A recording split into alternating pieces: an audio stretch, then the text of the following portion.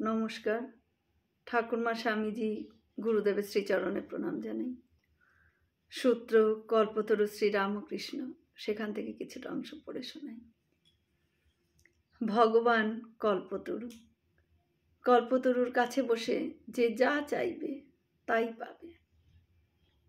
এই জন্য সাধন ভজনের দ্বারা যখন মন শুদ্ধ হয়, তখন খুব সাবধানে কামনা বাসনা সব ত্যাগ করতে হয়। কেমন যেন একজন কোনো এক সময় ভ্রমণ করতে করতে বড় মাঠে গিয়ে উপস্থিত হলো। পথে রোদে অত্যন্ত ক্লান্ত হয়ে একটু বিশ্রামের জন্য গাছের তলায় বসলো।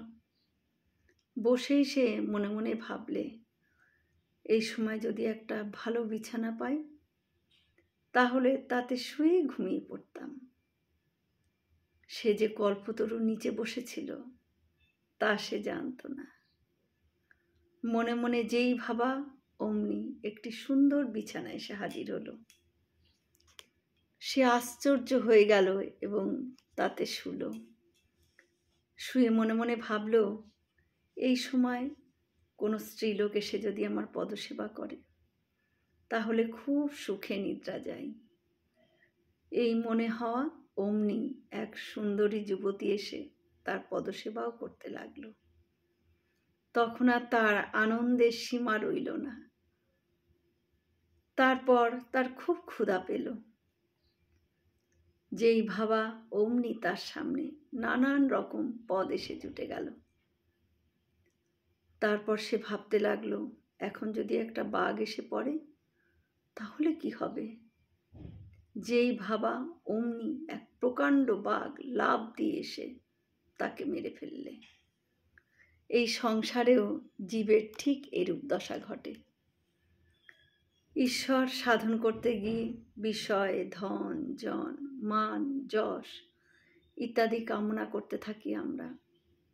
কিছু কিছু হয়তো লাভ হয় বটে, কিন্তু শেষে বাঘেরও ভয় থাকে। অর্থাৎ কিনা রোগ, শোক, তাপ, অপমান, বিষয় নাশ, এইরূপ বাঘ স্বাভাবিক বাঘ হয়ে আমাদের জীবনকে ছারখার করে দেয়। কাজেই কল্পতরুর কাছে আমরা শুধুমাত্র বলবো, ঠাকুর আমাদের শুদ্ধা ভক্তি দাও, শুধুই শুদ্ধা ভক্তি দাও। জয় শ্রী রামকৃষ্ণ। আমরা সকলে মিলে একসাথে বলি, জয় মহামায় কি জয়, জয় ভগবান শ্রী শ্রী রামকৃষ্ণ দেব কি জয়, জয় স্বামীজি মহারাজ জি কি জয়।